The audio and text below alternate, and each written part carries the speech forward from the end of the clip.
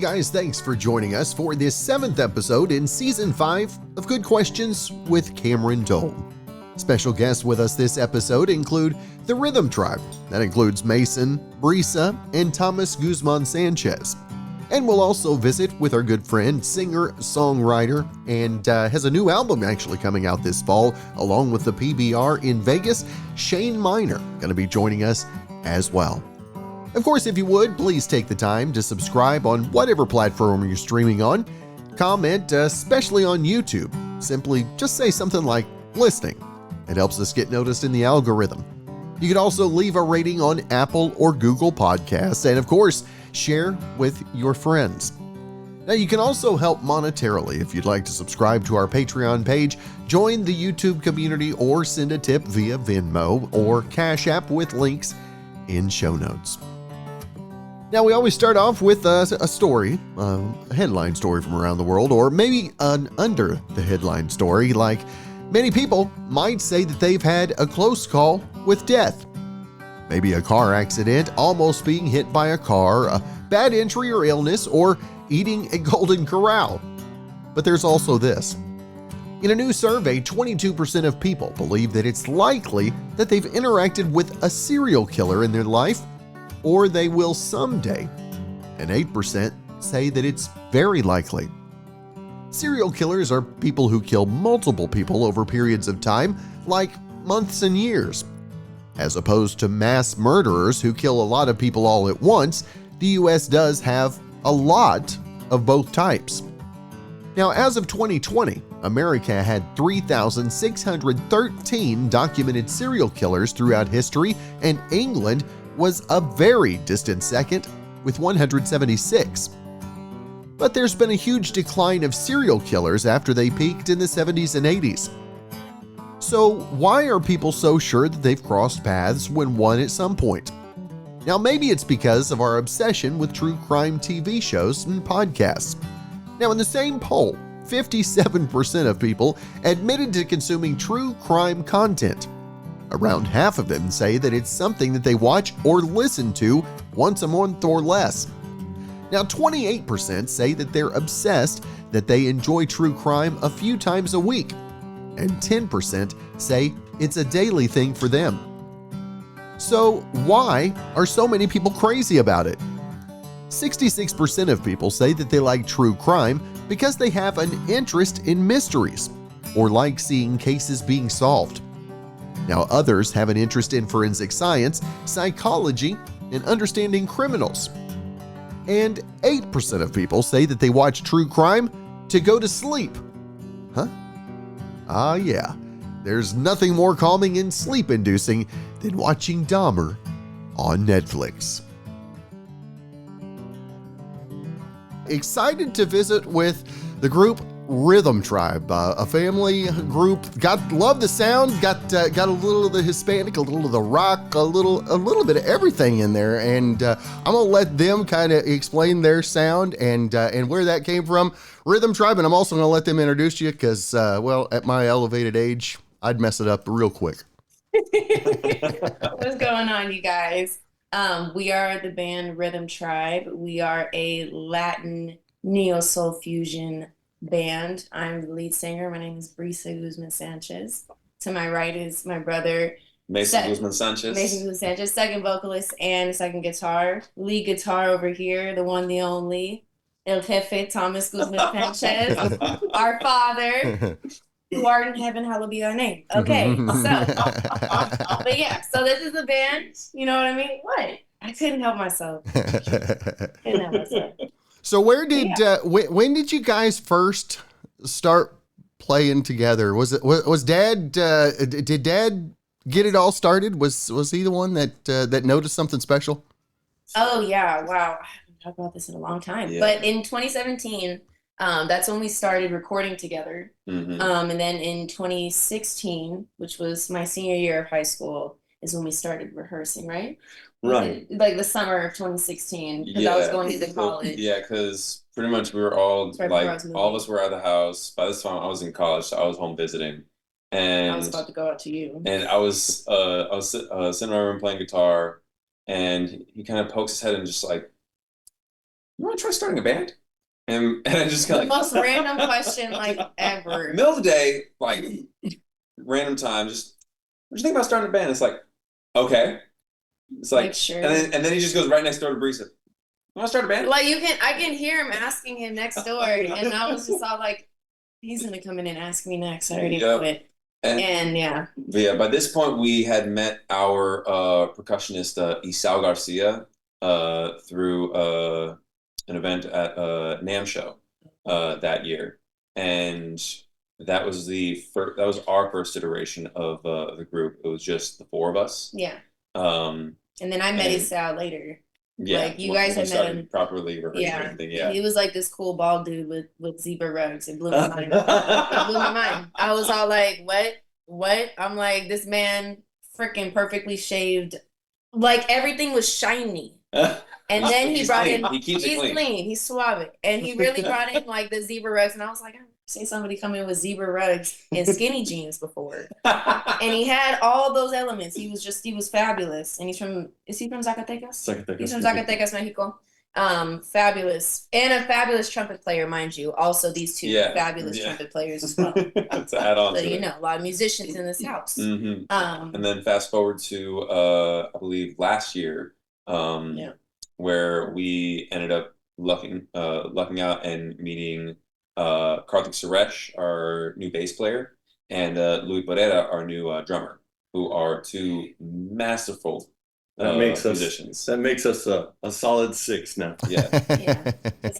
It's been a blessing, honestly. They came in like randomly. Karthik came in by way of like a mutual friend between Mason and I's dad, who liked our band, and he would text me. And he was all like, oh my gosh, I have a friend that's teaching me the bass. And I want to bring him to the studio session. And like, he's friends with us. So the dad was friends with us. So we were just like, for sure, Marcellus, like, come through. And he brought Karthik. And Karthik was just like, so chill. This chill dude with like flip-flops. like a, you think that he's like only 30, but he's almost turning 40 this year. But he's like flip-flops, cargo short, and a snapback with an anime shirt on it. And I was all like, I don't know who this guy is, but I like him. And like he's so quirky, he's so cool. And then Louis comes in. They're just so like they're very jazz influenced. It really rounded out the tone of our band, I think. It really changed the direction and the sound of where we were going. And I think it really what's the word? Not enlightened. Innovated. Yeah. It really it allowed us to progress. Is what the word is I was trying to look for. But it really allowed us to progress in the sound because holy shit, I hope that's okay. They are amazing. Totally changed the way our band plays, I would say. Now, how much... go ahead. Now, how much adding the extras, I mean, how much... You talked about the evolvement of the sound. I mean, was that a cool evolving at the beginning, or did it take a minute for you to kind of grasp onto it? I think it was cool. Personally, I think our band is pretty. I think our band is pretty good with the flow when it comes to just like being creative. Like when we're in a comfortable creative space all together, I think it's like a go with the flow. Like see how this song makes you feel, and then like we'll work with whatever comes out of your brain. It's more of I think it's how it goes. What's interesting is the way you say that. When you create music, it's a statement from within. But because Brisa is singing lead, Mason is singing lead, and to have something contemporary or something that works within a voice that would be consistent with today's mentality, rather than just it being me. It's like bringing them out to write and this type of thing. And what's amazing when you have amazing players like Karthik and Louis and Isao, we can do a little thing. All of a sudden, they just start to fill in these colors where it just inspires you to come up with some of the most amazing stuff. So where we started as a quartet, we were creative and we were doing our thing. But then with these guys, it's just naturally allowed it to evolve into just one of the greatest just one of the greatest bands I've ever been a part of. And I mean, I can't wait for you to hear this stuff. I mean, it is, oh my God. Yeah. And let me piggyback on that. He doesn't, mind you, because it kind of sounded like he was like you force us to write. He doesn't force us to write I beat this at all. every day. I'm like, do it, damn you. With a chunk. Right.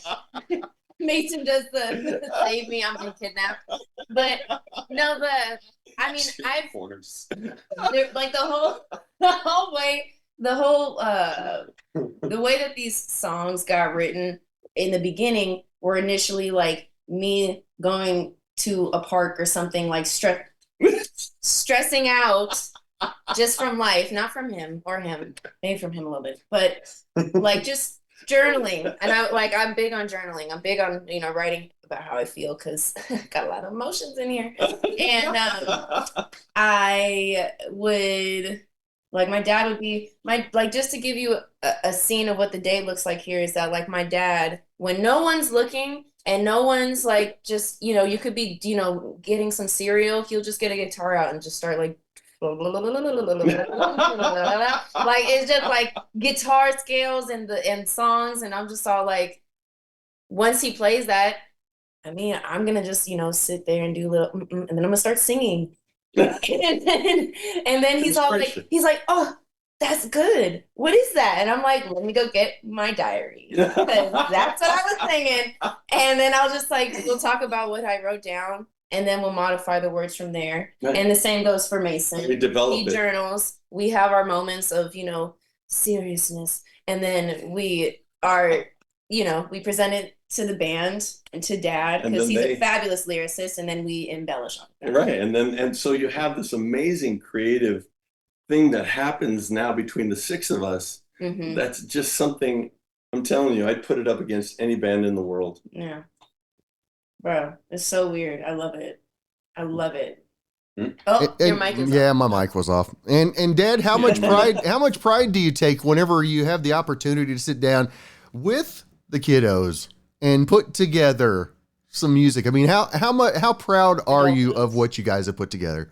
Sorry, kiddos. What's amazing as the father of these two adultos, not yeah, I know. Love it. Adultos. Excuse me. Growing up, I always had incredible guitars at the house and music in the house always. And what's really strange is every time, I remember when they were little and I would try to have them play guitar, if it wasn't a video game, he wouldn't touch it. And she would sing, but then one day before a talent contest, Dad, I want to play guitar in this talent contest. I'm like, but you play guitar. She learned in like a couple weeks how to play. But that's what I kind of dealt with. So when I heard him playing in his room that one in high school, in high school. Yeah, high school. And then Brisa, and we had met Esau. I just thought to myself, wouldn't it be fun to create something together? Not to necessarily make a recording act, but to do a project where we could all record together. And, one day when I'm gone, they would say, hey, this is, Dad and da-da-da-da. But what's really strange is after we developed the music and recorded and it came out, the first single went to 28 on Billboard. Mm-hmm. How do you do that? That's one of those things that are organic and just naturally happen. It's not like we were chasing radio, but the music worked. And then the second single with Brisa went to 147 on the top 200 on Billboard. So it just like these natural progressions and these organic kind of lifts. So my pride is huge. And think about, we don't speak. When we play music, we're just speaking on this whole other level. I mean, it gives me chills to do it and to enjoy that with them. I mean, think about it, coming from like a retired professional shower singer. I think like being a professional shower singer is hard. It's hard. It's a lot of pressure. And you never thought you'd retire. No idea she could sing. I remember one time I had my headphones in and I was singing to Christina Aguilera. It was when Burlesque had just come out. And like, Oh, my bad. I just noticed my dog is like randomly licking the camera. Okay. Sorry. Nice. But literally like that song that she does when she's in the green dress and doing the high notes. I was singing it in my room and my headphones were in, and my dumbass thought that they couldn't hear me. I am screaming. I'm like full voicing this, and my mom comes in and she's like, "Shut." And then she was like, "But that was really good." Yes. We had no idea she would sing in choir, but I had no idea she could do what she did. They never gave me the solos. We would hear her in the shower, and I mean, I even asked my wife, "Did you teach her?" And she said, "No, she thought I did." So it just this natural kind of thing where, because when we finally got in the studio and you have headphones on, and I heard her sing for the first time, I'm telling you, the chills. It was huge. It brought tears. It was such an amazing moment. That's cool. Now, you talked about your first single, "You'll Be There." How? Tell us where that one came from for you. Okay, so the first single that we had that was on Billboard, that was one called "You Are the One." Right. We have recently come up with a new single called. Yeah, this is the first single off of the new album, right? The new album. That's correct. what. Correct, yeah. I didn't preface it that way. My bad. Okay. I was like, "Whoa, now hang on." Back. Go ahead, man. But sorry, I got sidetracked. Give me the question. So tell us about the new album, the first single off of that one, "You'll Be There." Tell us where that one came from for you guys. Okay, so hey, I got distracted. We both got a little ADHD vibes. I can a lot more, but I can always come back. But so the original version of this song was actually written by our pops a couple decades ago, and it was 1991 to be exact. That's a good year. I graduated high school. Hey now, There you go. watch out now, watch out. But it was dedicated to his dad who had passed back then, and it was a very emotional and very unifying song that I even learned. He had taught me when I was back in high school, first teaching myself how to play guitar. Once I had gotten decent enough to play, he's just like, try learning this one. And so we would always play that, especially around Christmas time, because what's interesting is that it's kind of a Puerto Rican Christmas music.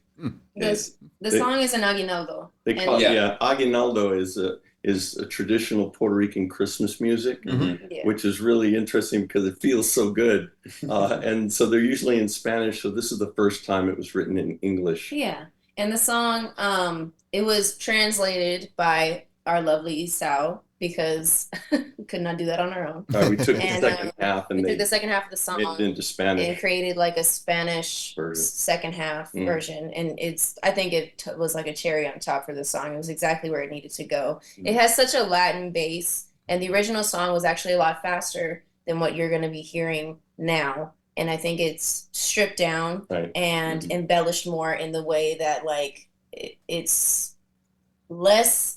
It is still a dancing song, but not so much like, oh, party. It's like you're chilling with your family and you having like a good moment with your family, and you just like you hear the music and you're like, oh, dance with me. That's like that moment. It's an intimate moment. The song is very intimate. It's about love and loss. It's about appreciation of an experience of a person, and reminiscing on the things that are no longer there, but being so thankful that it happened. And so thankful for that person being in your life. You get what I mean? Mm-hmm. It's about that. That's cool. And when the last day my dad and I were together, we had lunch, and he gave me a hug and he gave me a kiss, and he says, I'll always be there. And so that's what kind of led to the building of the song, because he was on his way home that day. Yeah, cardiac arrest. And he had a heart attack in the car and died. Yeah. So it was the last time I got to see him. And so this song is about that moment, and just how special, when you have someone you love and you want to, it means so much to you. Take the time, because, yes, they'll always be there, but enjoy the moment while they're still here. Appreciate the moment, being present. Just that's I feel like the main slogan of the song. It's the main punchline is to be present. And because it's in Spanish, now we're up for a Latin Grammy for that song, best song of the year, and also tropical. Yeah, that's cool. So Now, what? Now, as after having a couple of singles that have made the charts, now, does that change maybe the goals for you guys as you have the new releases coming out? Does it change the goals? Yeah, of course. Okay, so the way the industry I've noticed works is a lot of people chase radio. Oh, what's happening on radio? What's the trend? And that's why you have a lot, it's very homogenized. If you notice radio, a lot of they call hits and things, they're very similar. They all sound very similar.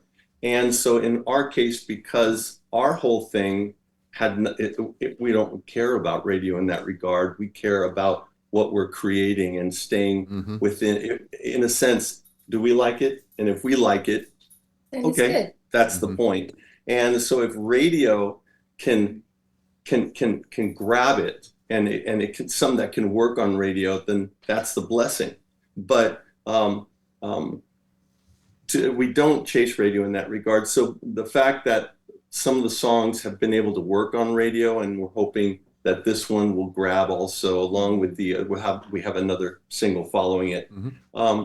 It's just a plus, and it gives us a little more, along with our live component, you know, the live show, that because we don't have the pandemic anymore, so we get to do concerts and stuff. So to be able to do that, and because we have a thing called dancemaster.com, and that, you know, not only is download, but information and ticket buys and all that stuff.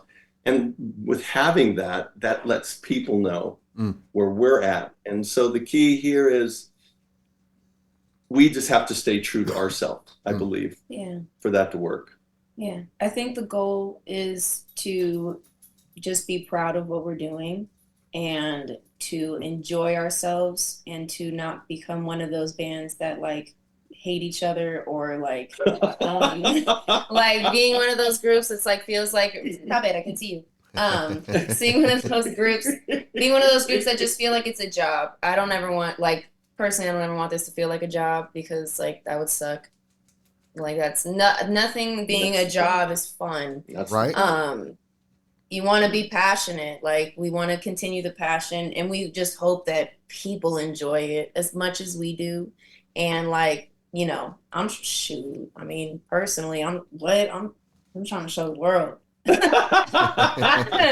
I want to. There's a sentence. I mean, I was gonna say something else, but I'm like, I want to like, personally, I want to show the world what we got. I think what we have is something special. I think it's not normal, the sounds that we have, and that's the point. And I think that like it's refreshing and it's good to hear. And who doesn't like good music? Like what? Yeah, exactly. Like, even if you don't like my voice, you could take my voice out and just listen to them. They sound freaking amazing. Are you kidding me? Are you kidding me? Stop playing. Stop playing. But what's not to like? I mean, honestly, and also being not normal is kind of the new normal, isn't it? It's very true. Now you're with us. And people, I feel like nowadays people are like overdoing it on like trying to be so not normal, and I'm like, yeah, now you're creeping me out, or just like you're this is cringing me out. This is really unsettling. Like, that's like, I know, especially being in LA. As I noticed, a lot of people in our generation, a lot of people in our generation be doing too much. And I'm like, do you even know who you are? And they're like, what's my name? They're like, who am I? I don't know. Because everybody's just so like worried about image. Yeah, caught up in image, and making sure that they're being authentic by doing the most that's so not them at all. It's so not authentic. But you know what I mean? Like, so many people trying to find themselves out here, and they are messing up. So we kind of stay away. Yeah, we like to relax. Our own little island. We like to relax. That's right. Oh, no, I like to go visit them sometimes. I like to visit that island too. But the great thing, we live in the valley, in the San Fernando Valley, and Hollywood is way over there. You know, a half hour, 45 minutes away. 25 to 30 minutes. Right. Keep dramatic. So we're able to kind of stay in our little space, and when we want to go visit, we can. Yeah. But you know, great for food. Oh yeah. And theater and all that. But you can go visit, and you don't have to be in a frenetic kind of a situation. Yeah. Gotcha. Yeah. Gotcha. It is fun though. To visit. It's good to visit. It's good to visit. I like it. I would say in Studio City. That's the closest I would go. Studio City's fire. Still calm. Still calm. But Not the crazy. Not the crazy yet, huh? No, the crazy's like 2 miles down the street.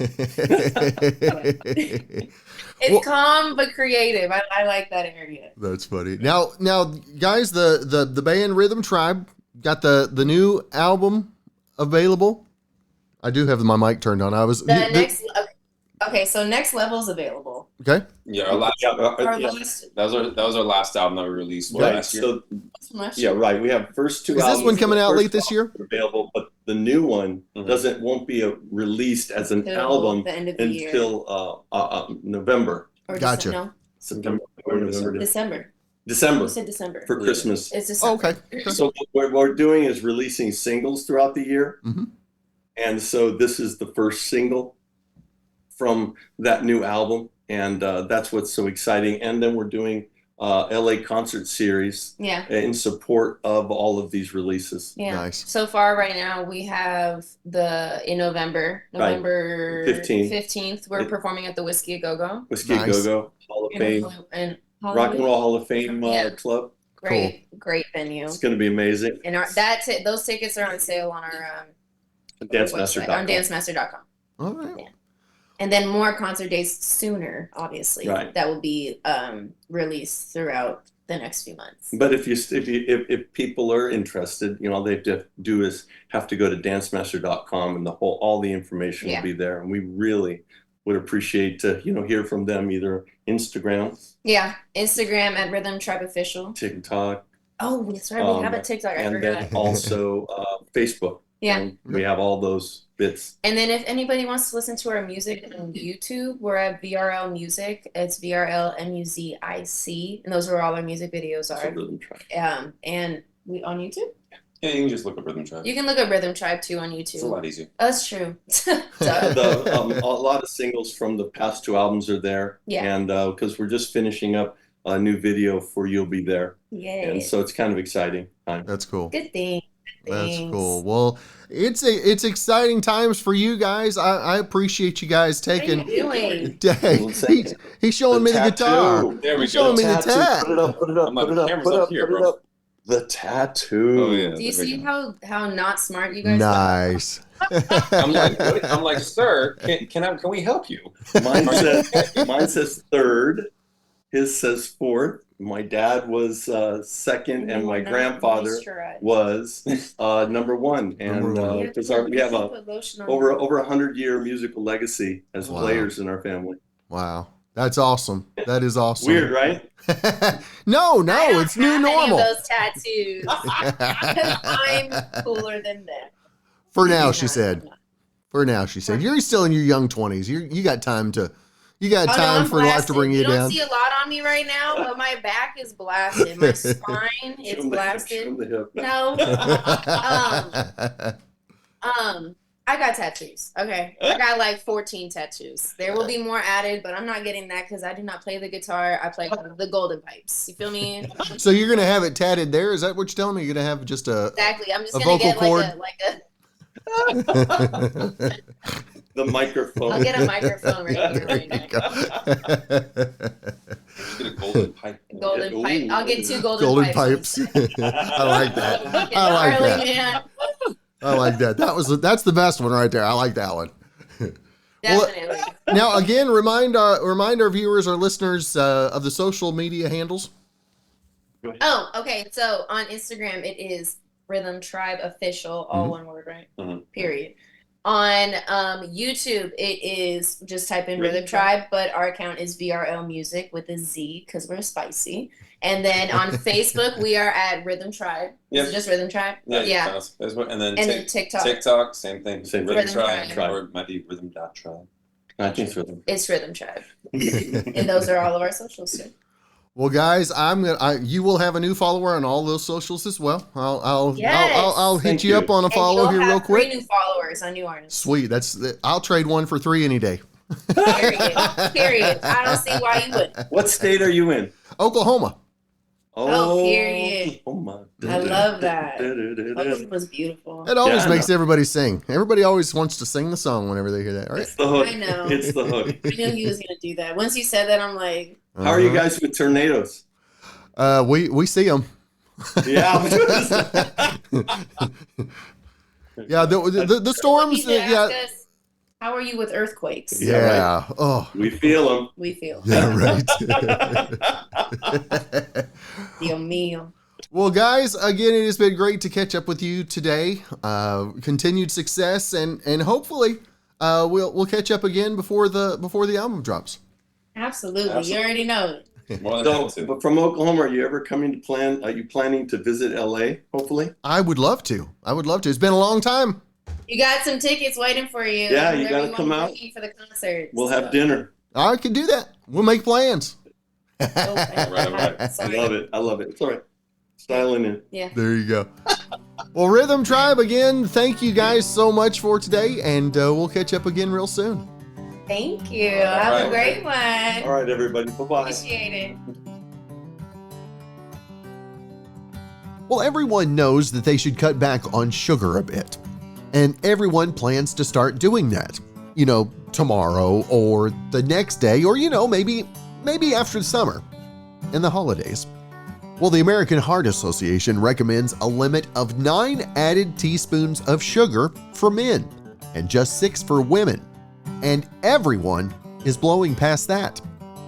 There's a map online that breaks down sugar intake by state, and the state with the biggest sweet tooth is Kentucky, with 21.2 teaspoons per day. Mississippi is next, and the other sugar-heavy states include Oklahoma, Arkansas, West Virginia, South Dakota, Indiana, Pennsylvania, Tennessee, Alabama, Georgia, South Carolina, and Hawaii. Alaska is the state with the lowest average intake at 14.8 teaspoons, and that's still around double the recommended amount. Oregon is close behind, and the other low sugar states are California, Washington, Idaho, Montana, New York, Massachusetts, and New Jersey. It's funny, we've talked to each other, I think, for about 6 or 7 years. We've been texting, talking over the phone. We met in a coffee shop as I was on my way to do another interview, and he's like, what do you got a guitar for? I remember that's how our friendship started, is why are you carrying a guitar? We've got singer-songwriter Shane Miner with us today, and Shane, it is good to see you, brother. It's been too long, my friend. Man, it has been too long. It's great to see you too, Cameron. It's great. That was a great, I'm trying to remember what coffee shop that was. We were in the Bongo Java in the Omni. In the Omni. That's right. That's exactly right. I think you were getting ready to do a writer's round, I think, if I remember right. I was getting ready to do a writer's round. That's right. I was getting up there and singing the songs, and I think I had another writer or two with me, I think. Mm-hmm. Yeah. God, that was great. Yeah, I love doing that. I love getting that. It's fun to do shows like with a band, Mm-hmm. which has been a while for me, but I love getting up there with writers and being that intimate crowd where they want to hear the stories, of how you came up with the songs. And I love telling those stories because it's just funny, because I look back and I go, wow, we did come up with that way. That's just crazy. I still, and I hear my other writers, buddies, their stories, how they came up. I'm like, geez. So it's pretty interesting, fun job. It has its ups and downs. It's not easy all the time, but trying to come up with words that rhyme with love all the time is kind of difficult. There's only Now, Shane, how you've been around Nashville? How many years have you been in Nashville now? Let's see, Cameron, I moved here towards the middle of 1998. Mm. Yeah, 98. So I've been here for, what is that? Gosh, it's early this morning. 25 years. Yeah. Right? Yeah. Somewhere in there, without doing the math in my head. Something like that. I've been here a while. Nope. So it's been a roller coaster ride. It's been up and down, but it has been worth it. Yeah. It's been fun. Yeah. You started out. Now, Was songwriting the original goal when you came to town, or was it the stage?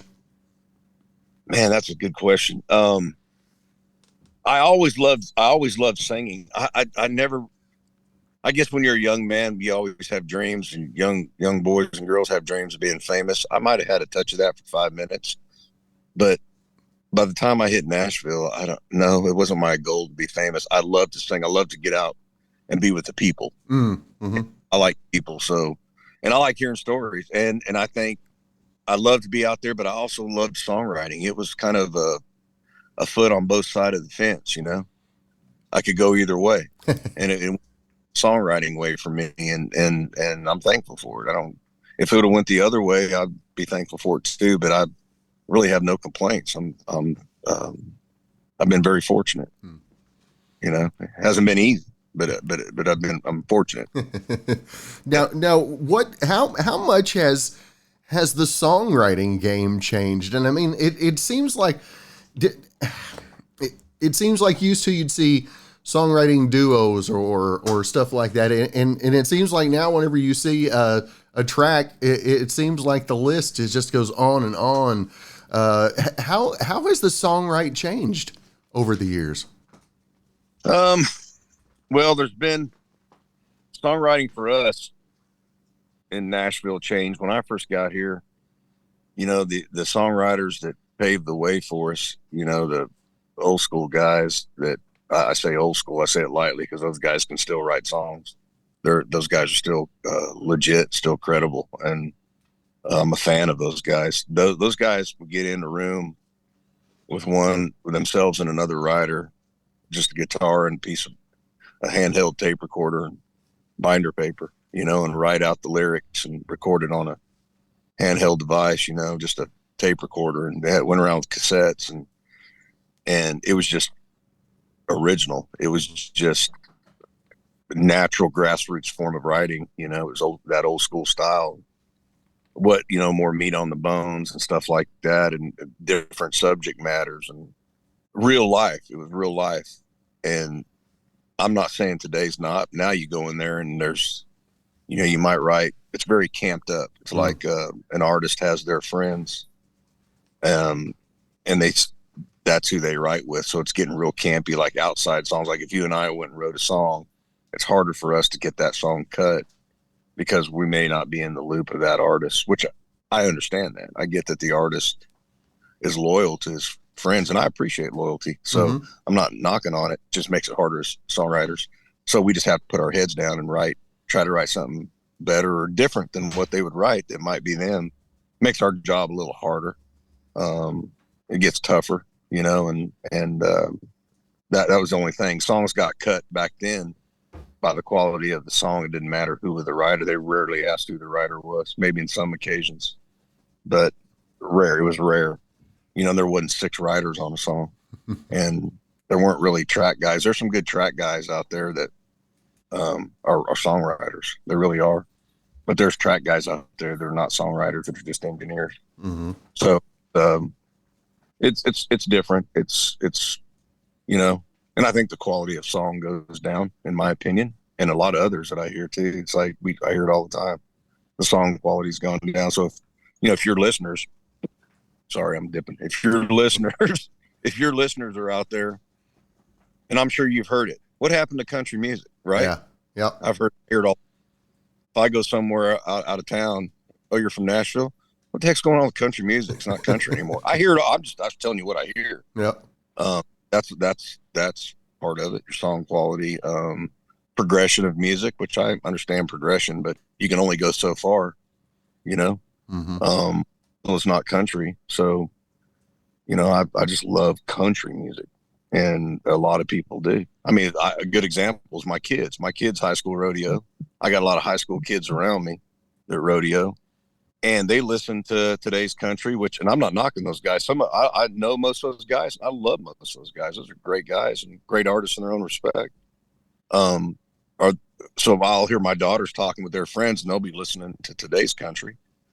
And then all of a sudden, one of them will go, let's listen to country music. And they'll turn on Hank Jr., George Strait.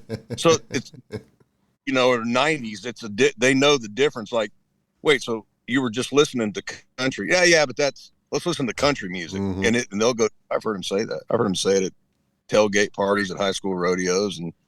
And so there is a difference. Mm-hmm. And the kids even see it. So, there's room for it all. And I just, as a songwriter, I think I write as a songwriter. I just write what I love and why I came here. And that's country music. And there's a lot of guys afraid to say that. I'm not knocking on anybody. It's just, it's obvious we've gotten away from what the soundtrack of America is, and that's country music. And there's a few artists out there doing it, which I love. You got your Cody Johnson, you got your Laney, Holmes. There's a couple Morgan Wallen songs I absolutely love that I think he went right down the pike on country, which I love. And so, and even Hardy and those guys, they write some stuff that is great. But seems like, I'd love to see radio give more room to true country music. I really would.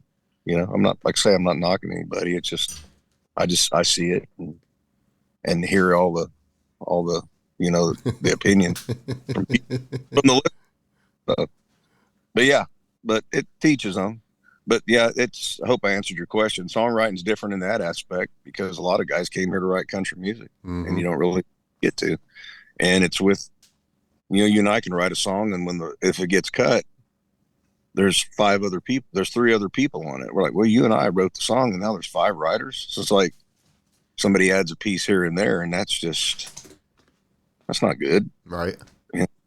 If you and I can't write a song, it takes 5 of us to write. We probably can't write songs. My opinion. So Shane, in the writing room for you, what is normally your first input? What's the first thing that you hear in a song, or do you even hear musically, or do you just hear? How do you start? I guess that's what I'm trying to ask you. How do you start? Sometimes it starts off with just like it could be either way, a melody idea. Somebody has a melody and you're trying to find a title to fit that melody. Does that melody sound upbeat? Does it sound happy? Mm-hmm. Does it sound, depressing? Like I'm sitting there like, I'm over you, Keith Whitley. Does it sound like, or you come in with a title and you got some lines going, hey man, this will make this title work. I just don't have a melody. And you find a melody to fit that. So it can go either way. And sometimes we started songs, no melody, no title. Somebody had said something and, oh man, this sounds like a beginning of a song. I don't know what it is. And you just keep writing the song. Don't even have a title for it yet. I had a song with Sonny Lemaire and Clay Mills way back in the day for Andy Griggs. You remember Andy Griggs? Oh yeah, I know Andy well. Yeah, it's called She Thinks She Needs Me. Yep. And, we literally started the song out.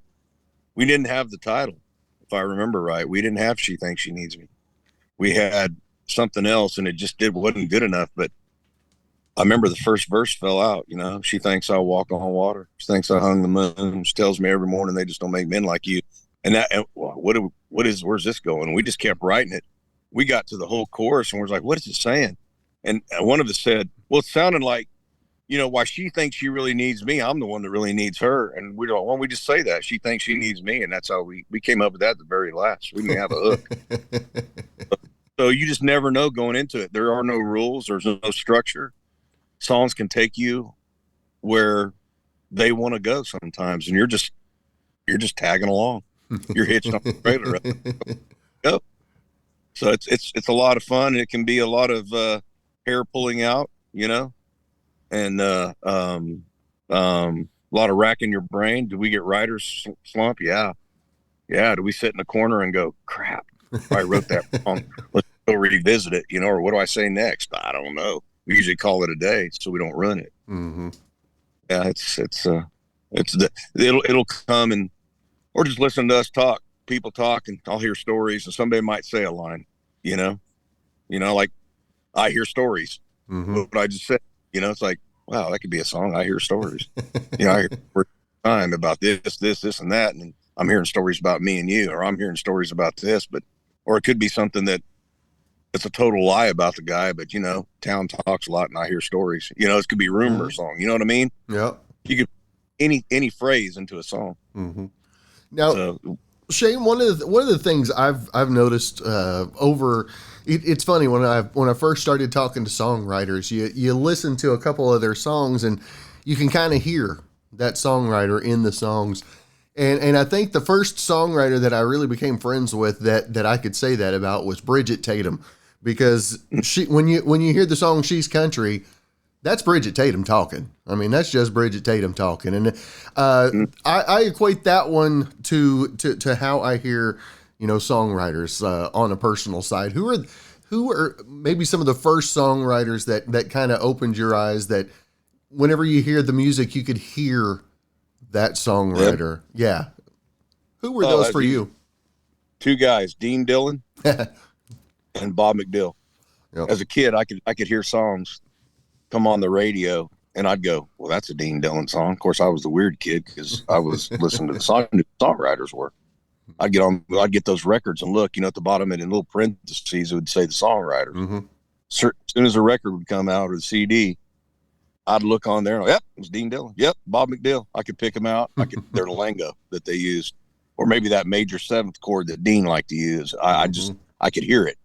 So yeah, those two guys for sure. Now, who was when you went into the room? Who was the first time you went in that you were extremely nervous to be in a writing room with somebody? Who was the one that made you nervous? Dean Dillon. Dillon. I grew up loving his songwriting and his songs, and they called me when I first got to Nashville and say, "We got you co-write today with Dean Dillon," and I was like, "Oh crap!" So I'm like, "Are you sure?" And they're like, "Yeah." So I went in there and I had this title.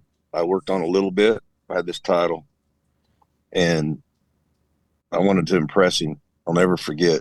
And I was scared to death. I didn't let him see it, but I was pretty nervous. And, if you guys have seen Dean Dillon with his long hair and his long mustache and his cowboy hat, he was smoking a cigarette, leaned back, and I walked in there and he shook my hand. We started talking a little bit where I'm from and where he's from. He goes, "You got any ideas?" I said, "Yeah, I got this one." And I'll never forget it. It was called "Not Too Bad for a Good Old Boy." And I had the first verse kind of worked out, little bits for the chorus. And he sat there after I kind of played what I had. He sat there for a minute. Maybe it was 10, 15 seconds, but it felt like an hour. He sat there rubbing his mustache like this. And I'm like, "Oh gosh, he hates this." And he just goes, "I like it." And he goes, "Where do you want to go in that second verse?" And I go, "I don't know. I haven't got that far yet." And he goes, he picked up his guitar and he spit out the second verse in real time. I'll never forget it. It stuck in my brain because he had done it. Once you do it as long as he has, it comes second nature. And I look back at that point, I was pretty young, so I didn't have as many songs under my belt. And I'll just never forget, it takes me a while I'm a methodical thinker, and so is he. But he had done it for so long, his engine was running faster. You know what I mean?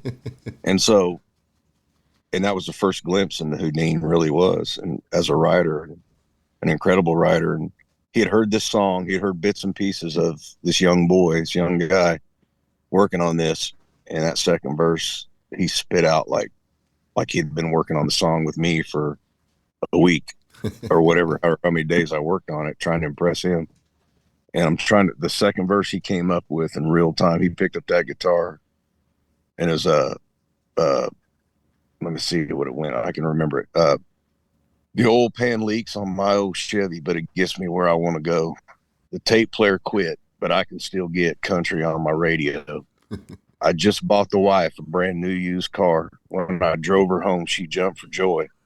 And the Joneses next door, they raised an eyebrow. Not too bad for a good old boy. He spit it out just like that, and I went, "Holy crap!" So, and I'll never forget that. That was 20, 24, 25 years ago. Wow. Never forget it. And I still talk to Dean, still write with him every once in a while when he's in town. He's rarely in town. Mm-hmm. And he's doing great. Still has it, man. You don't lose it, huh? No, he's great. I love Dean. Now, And I'm proud. Yeah. Now, Shane, I know that you also got a new record. Wanted to talk about. Got the NFR coming up as well, and you stay busy with them, hooked up with them, and tell our listeners and viewers a little bit about the new record. Well, I'll tell you what, they had come to me for a while because I do that 10-day residency out during the NFR with Rocky Mountain Elk, Conserving Country, and Cowboy Revival and all that. Which Revival always goes, is that a church? No, we love God, obviously, but it's reviving country music and that way of rodeo life. As I come from the rodeo world growing up, and so a few of those guys, some people at the publishing companies go, man, you got so many songs. You got some great songs in there that people love that have never been cut for the reasons I told you, just not in a camp or whatever. And they go, hey man, since you do the show, why don't you do a record, man? It's your songs that you wrote. And I was like, oh man, I don't know about that if I want to get out there and get in all that mess and stuff. But I love it. So eventually they thought about it and we talked about it, and I did. I went in and cut 7 songs with a lot of the A musicians that played on a lot of George Strait stuff, all the country stuff. I pulled some of those guys out of the hat and cut 7 songs that people liked of mine that publishing companies like, why hasn't this been cut? This is a hit. And I did one for my kids called My Kids Will. And probably gonna have my daughter singing harmony with me on it. But I think there's going to be, we're in the middle of finishing it, doing the finishing vocals, and there might be some people on there from, a couple of buddies of mine singing on there with me that were 90s artists. And it's country music. It's for the rodeo. I cut a rodeo song that me and Trent Willman wrote. Trent Willman produces Cody Johnson. Yep. And Trent's a dear friend of mine. We used to rope together. We wrote a song called South of San Angelo. It's a rodeo song that we both loved, and I ended up cutting that one. It's I think it's inside rodeo, so the rodeo people will love it. Kind of a Vegas thing to push, and my daughter's or my wife's starting this thing called Cowboy Revival Kids Ranch. She's been working on, and where it's taking inner city kids that never had it, that don't have a chance to experience the cowboy life, God, family, country, and working on a farm and riding horses and learning how to rope, taking care of livestock, learning work ethic, and the fiber that threads our country. And so a lot of that, what I'm going to do is a lot of those proceeds are going to go to the kids ranch. And so, it's a big thing on our heart. And I don't care about making money. I don't care about, dang sure don't care about being famous. Gosh. I'm really doing it for my friends, the rodeo community, and my kids and those kids. That's the only reason I'm doing it. And then it's going to be cool. There's some cool stuff on there. It's fun. I cut a song that's probably 22 years old that I wrote with Bob DePiro, who's a Hall of Fame songwriter, big buddy of mine. And it was 20 some years ago. We've written a lot since then, but one of my favorite songs, it's actually a baseball song. It's a drinking song, but it's called Bottom of the Fifth. I'm at the bottom of the fifth and I still ain't made it home. And it's my kids have loved that. Every person that I've played that for, I played it for major league ball players, and they're like, holy crap, where do you get that? And it's just, when you hear it, it's a honky tonkin' rocker drinking baseball song, and it's great. It's one of those that I think Brooks and Dunn almost cut back in the day. Wow.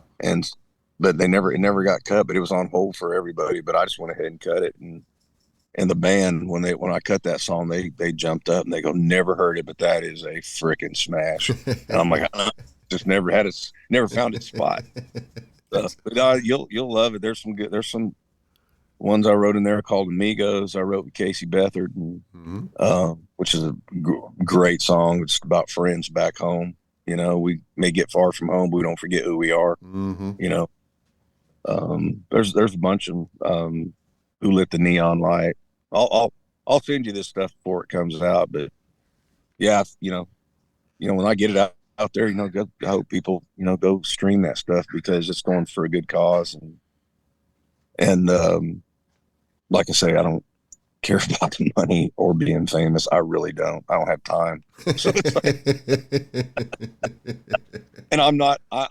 You got to have that. You got to have that bug in you to be that. I don't have that bug. Yeah. So it's. I just like putting good music out, and I'm looking forward to it. I wish I'd have done it earlier. I fought it for so long, them bothering me about it. But it'll be good. It'll be good for Vegas and have some fun. Get some of my friends on there singing. I think they'll like it. That'll be good. Well, Yeah. Shane, I always want to make sure before we run out of time here to let all of our listeners and viewers know where they can keep up with everything Shane Miner music as well as everything else. Yeah. It's I'm on Instagram, Shane Miner Music. You can on there. What's terrible is I don't have Facebook, but I got to get Facebook. And my daughter goes, "Dad, you need a TikTok." I'm like, "You're crazy." And they're like, "No, you're going to TikTok because I'm pretty good at it." And I go, "Well, how'd you get good at it?" So that'll be comical because she's going to make me do it. So you guys will get a kick out of that. It'll be worth the watching, worth the price of entertainment. I can tell you that, price of admission.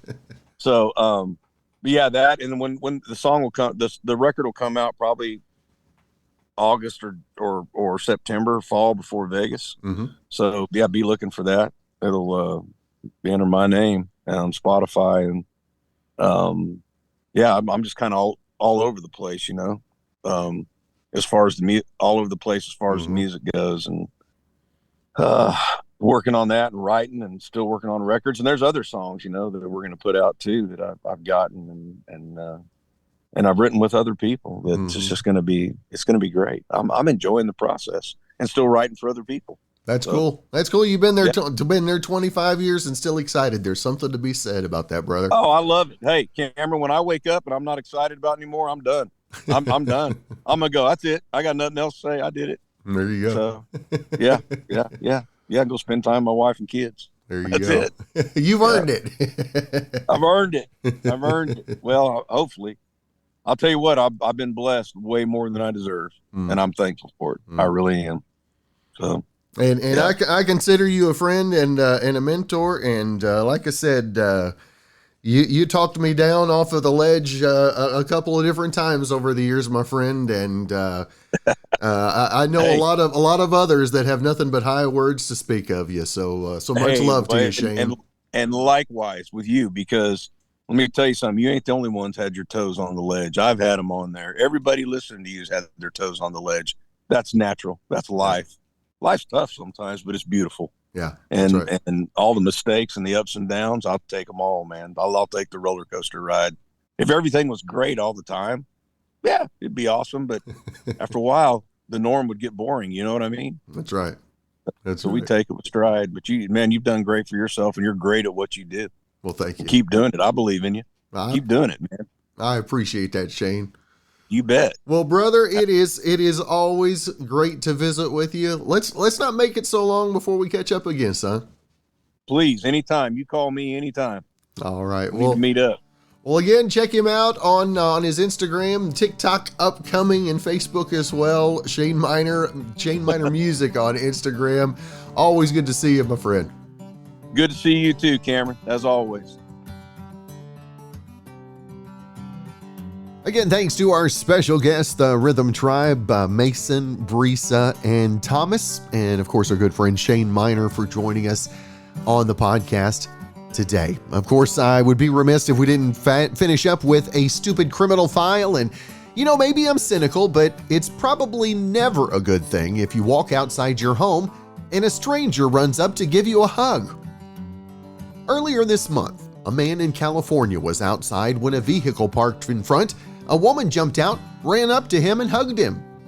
And then she forcefully removed the gold chain from around his neck. There was also a man in her vehicle, but he didn't get out. The thieves sped off with his chain, and he called the police. Amazingly, the cops located the two suspects the next day and arrested them. They had around 50 pieces of stolen jewelry similar to the chain. And the cops think they have been repeatedly doing the hug and grab stunt. Now, cops are warning people that this could happen anywhere, so be vigilant. especially when random people are trying to hug you. Well, thanks again for joining us for this 7th episode in Season 5 of Good Questions with Cameron Dole. If you ever have a comment, question, anything else you'd like to know, you can hit me up on any of the socials, Instagram, Twitter, TikTok, Facebook, you name it, at The Cameron Dole. If you have a special guest idea, just email me, gqwithcam@gmail.com.